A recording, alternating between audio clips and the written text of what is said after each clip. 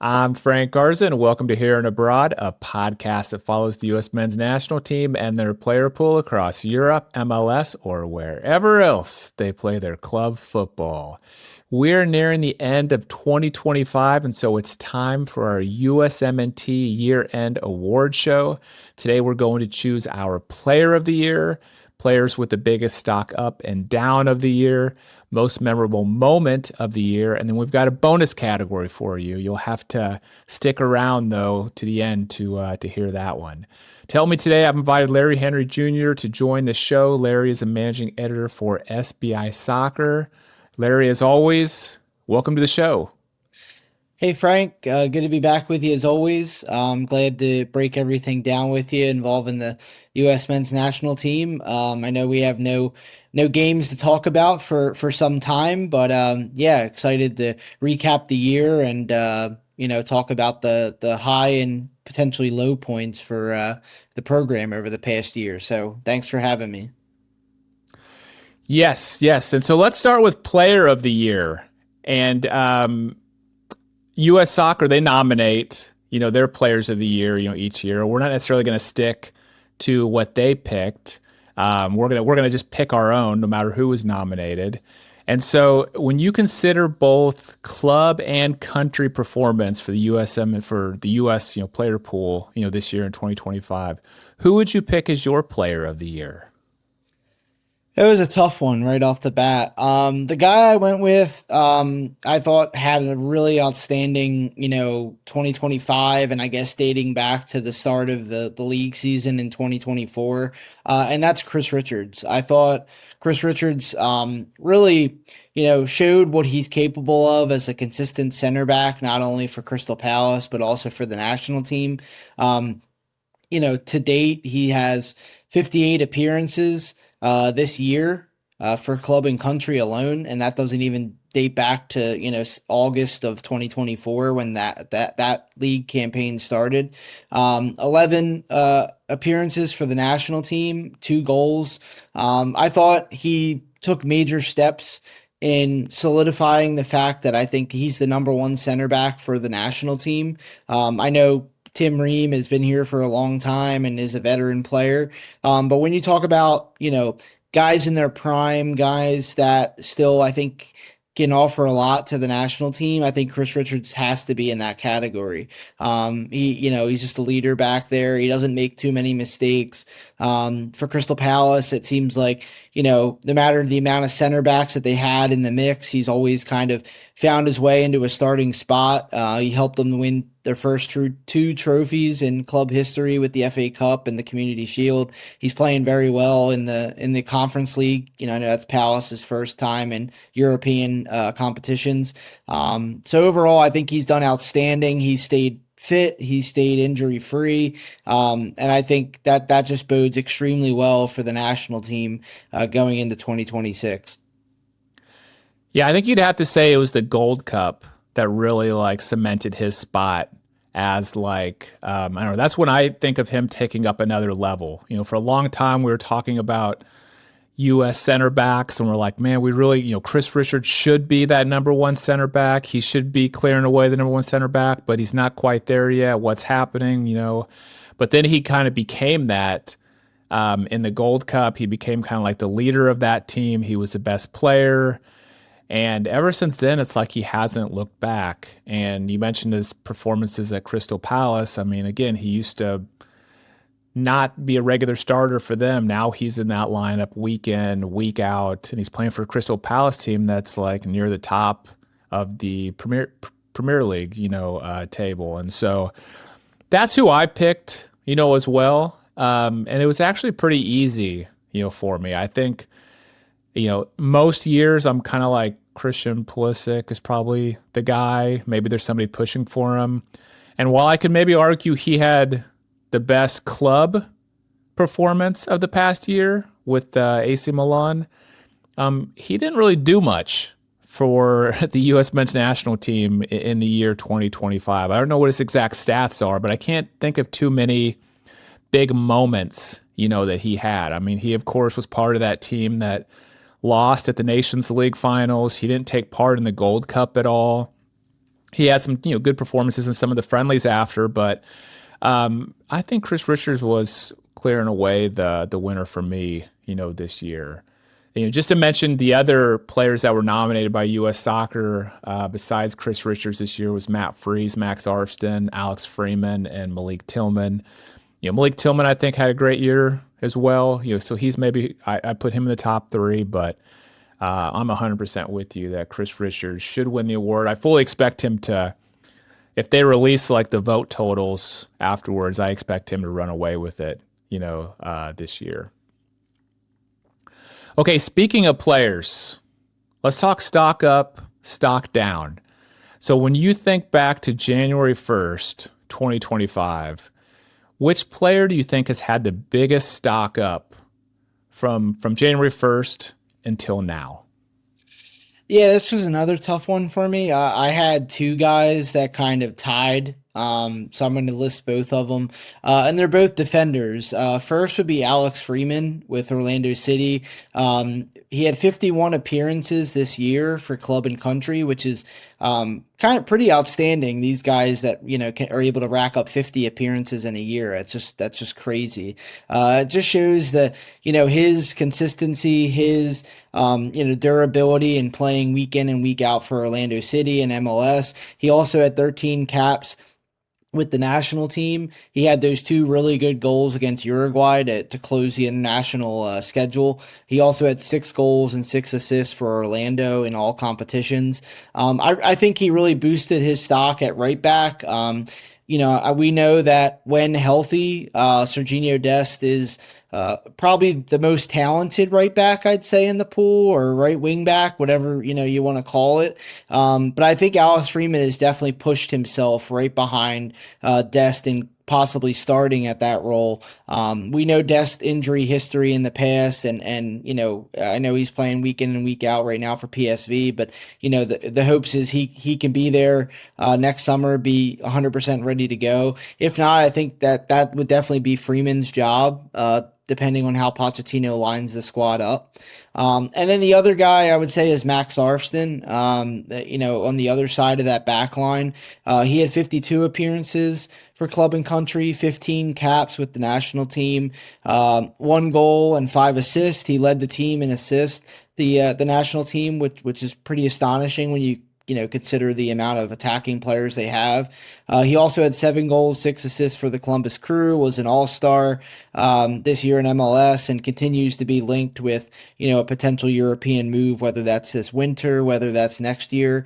With Anthony Robinson being out of the national team picture for the whole year, I think Arfston's done an outstanding job of filling in and really taking his opportunity and running with it. He played a lot over the Gold Cup as well. And I think, we'll be pushing Robinson for minutes in 2026. I know Robinson just came back and he had a really good, return for Fulham, but can he stay consistently healthy from now until the World Cup? That's the big question. If not, I think Max Arfston is fully capable of stepping in, at that left wing back position.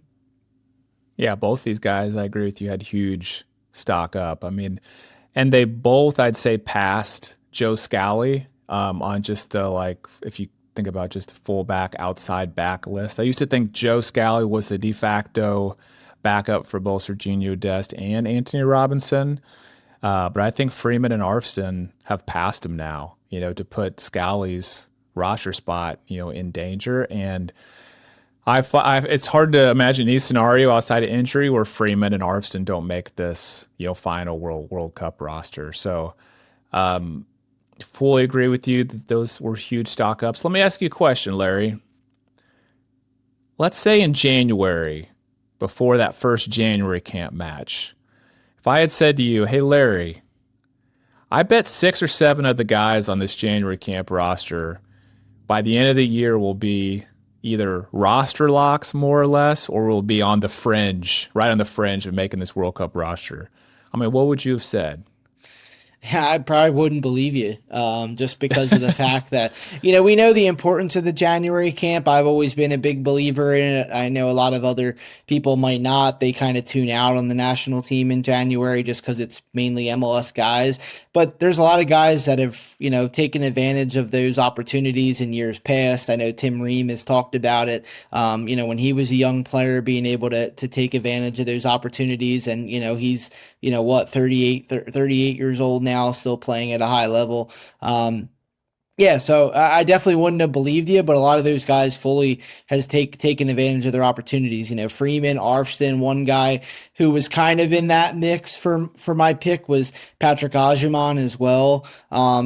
Just his ability to score goals, whether that's at Charlotte FC. He had 8 goals for Charlotte before he earned that move to Derby County. Now he's got 5 goals for Derby County after that 2-goal performance on Monday. And then you add in, his national team production, which is another 5 goals for the national team this year. 18 goals right there is pretty good numbers, if you ask me. I know a lot of people didn't really believe that Patrick Ajiman could fully, deliver or translate over to the championship, but he's done extremely well for Derby County. So yeah, I think a lot of these guys, like you had mentioned, Sebastian Berhalter, Diego Luna, guys that have, come into the mix since January and have really excelled at that opportunity. And I think that's what Pochettino has said throughout the year. It doesn't matter if you're playing at AC Milan or Monaco or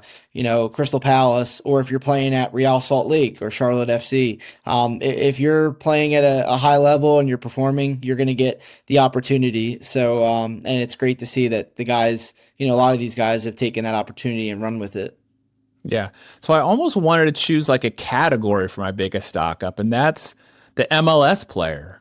The MLS player in 2025 showed a huge stock up, this year. You would have expected maybe one guy, like you said, to come out of that and compete for a roster spot. But most of those guys, you would have thought, okay, these are guys to look at for the 2030 World Cup. I mean, certainly, I don't think Greg Berhalter was going to give any of these guys a chance to make the roster, but Max Arfston, Diego Luna, Alex Freeman, Sebastian Berhalter, Patrick Ajiman, Jack McGlynn.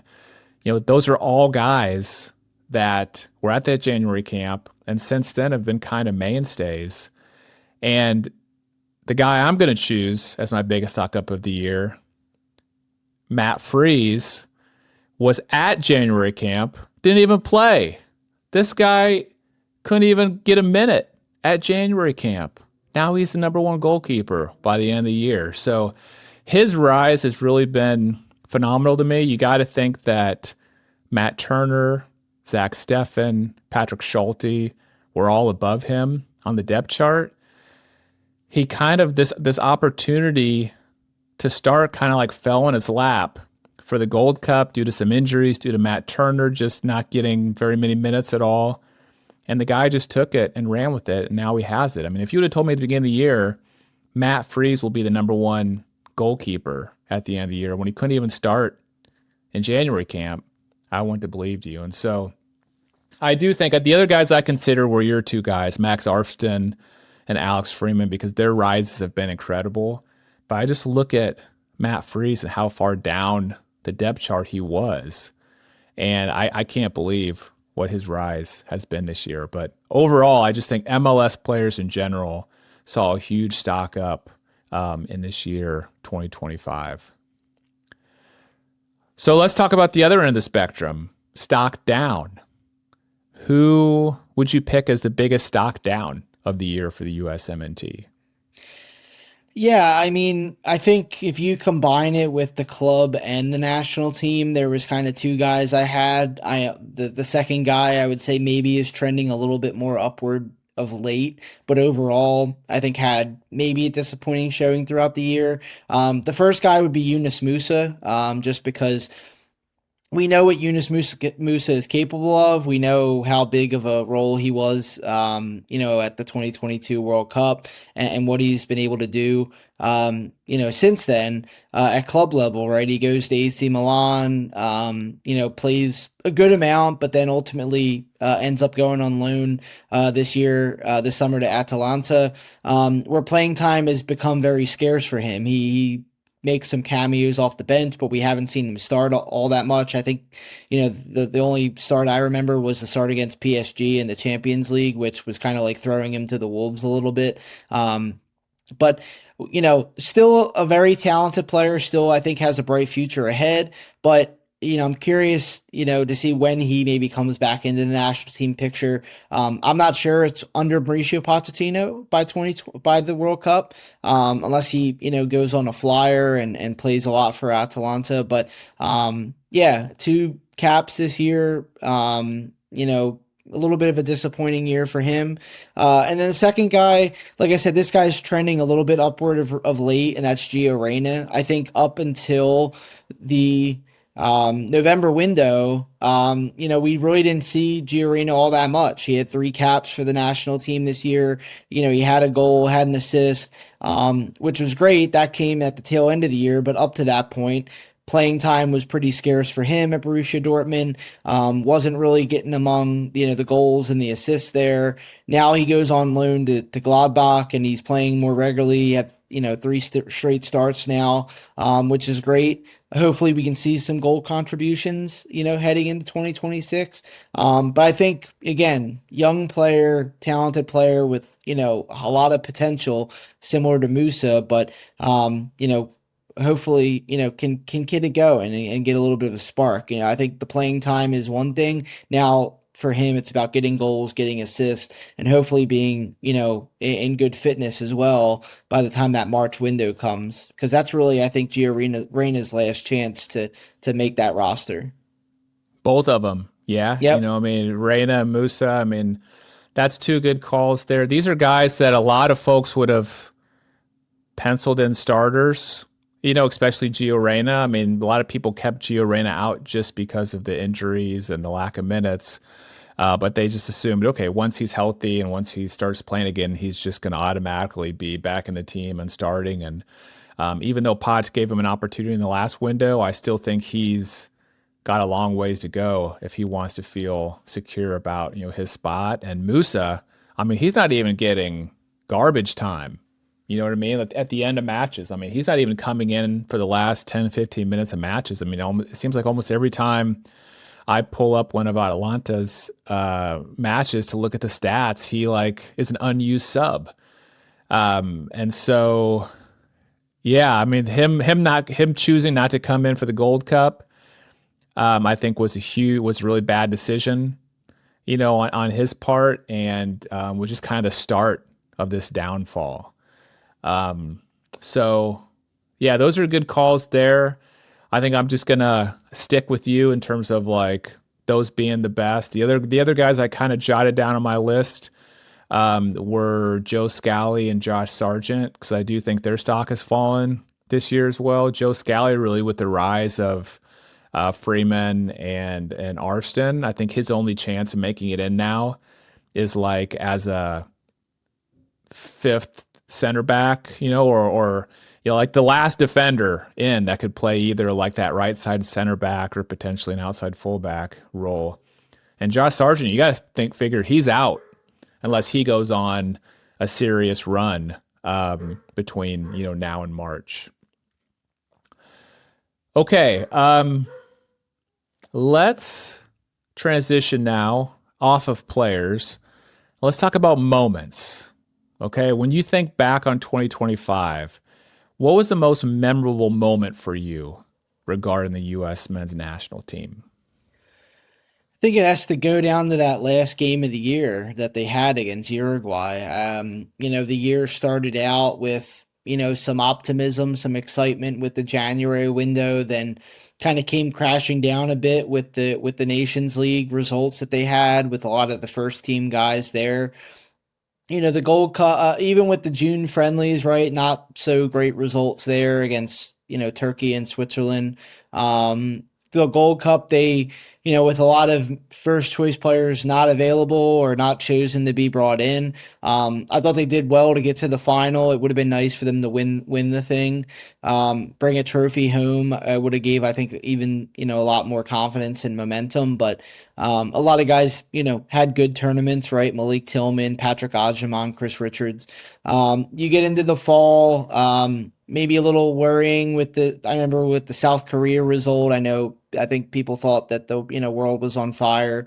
The roof's coming down on Pochettino and his time, but they ended the year on a really good note. Unbeaten in five.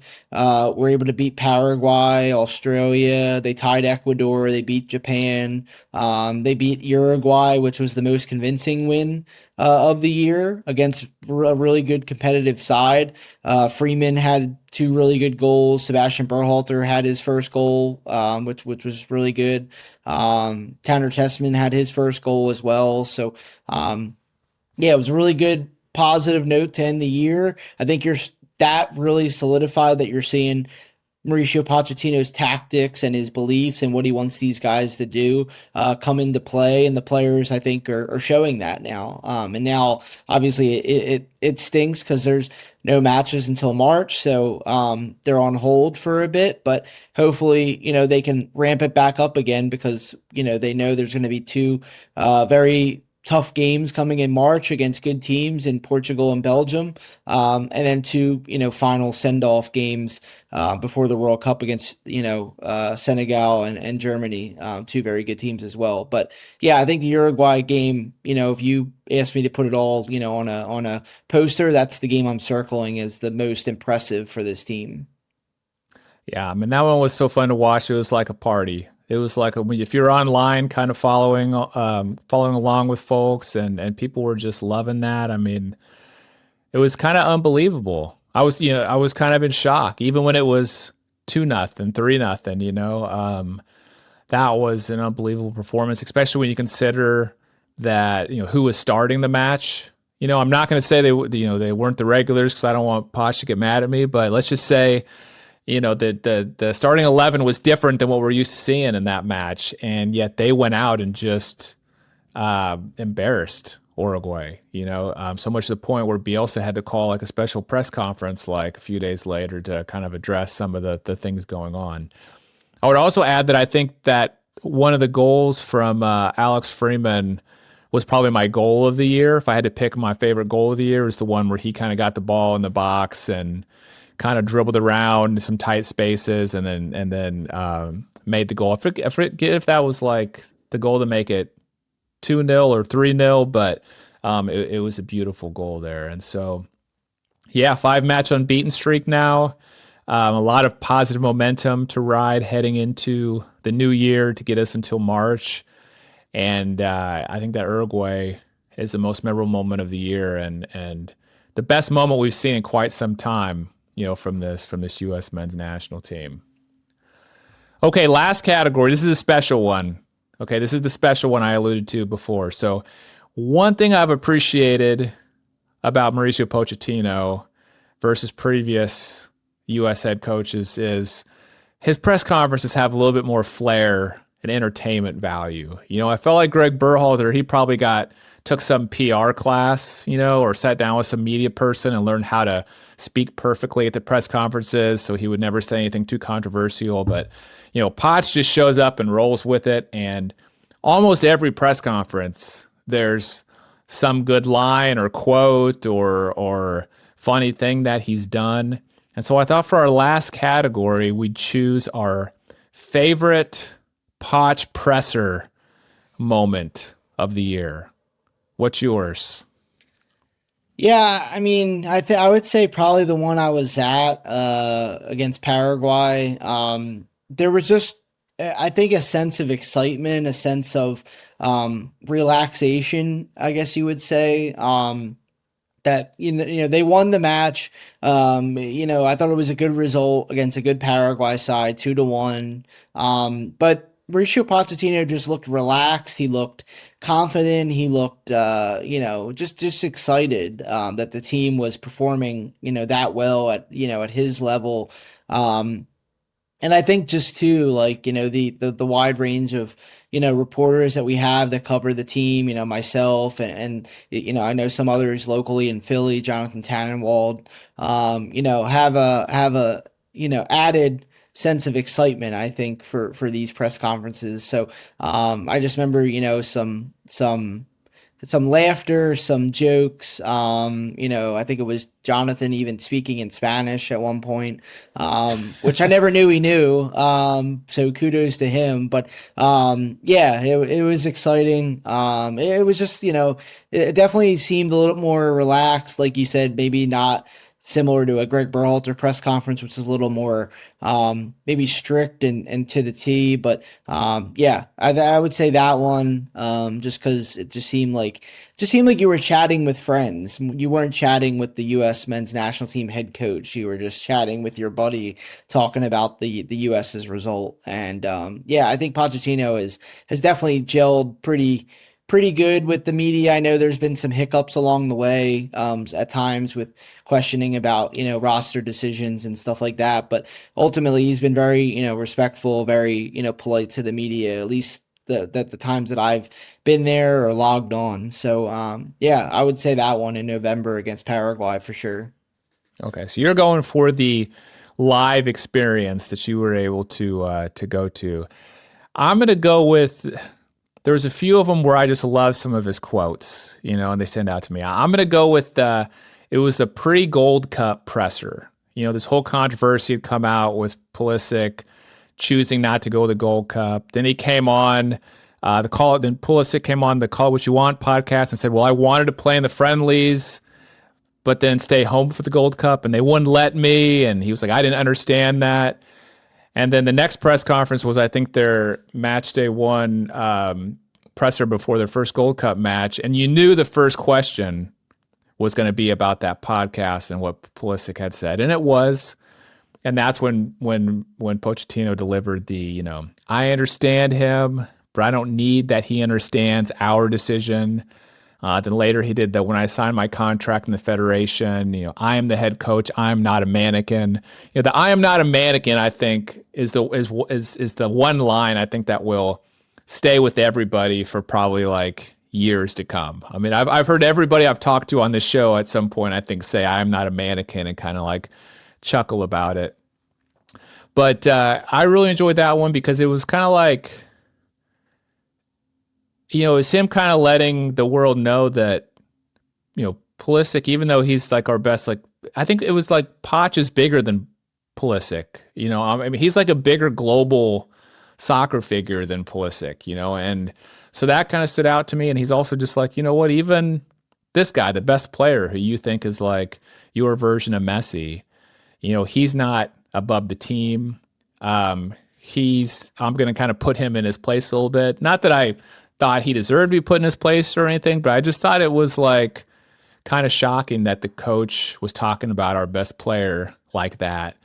And just that whole kind of drama had unfolded. I enjoy a lot of the other stuff, all the banter about not having regular players. And there's so many press conferences where, somebody asked him, why isn't this player there? Or why isn't that player there? And he's like, well, hey, next time, how about you make the list and you give it to me? Or how about we let AI choose the roster, for the next one?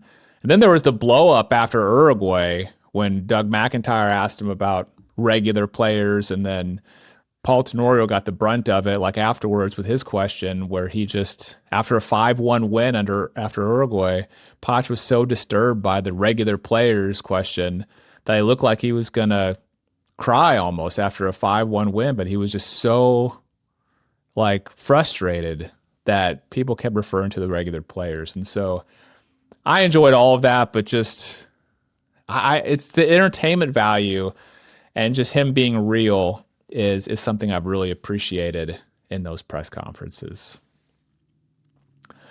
All right, Larry. Well, that's it for the year-end award show. Thank you so much for taking part in it and for coming on here and abroad so many times this year. I don't even know what the number is, but I know it's been a lot. I will make sure and put links in the show notes to your X account, which is at lhenry019. and also to your work at SBI Soccer. Thanks again for coming on today. Thanks a lot, Frank, for having me. Have a great rest of the year. Enjoy the holidays. And yeah, we'll definitely do it again, in 2026. Now it's World Cup time, baby. Oh, man, it's good. When I wake up on January 1st, it's just going to feel a little bit different knowing that you're in a World Cup year. Oh, Yep. man, you're right. Oh, yeah, that's going to feel awesome, man. I can't wait. Well, thanks again. Happy holidays to you too. And thanks to everyone for listening to Here and Abroad. If you enjoyed the episode, please do me a huge favor and hit that subscribe button if you're watching on YouTube, or that follow button if you're listening on Apple Podcasts, Spotify, or somewhere else. Thank you so much. I'm Frank Garza. You can follow me on X at FrankGarza007, and I'll be back next week with a new episode.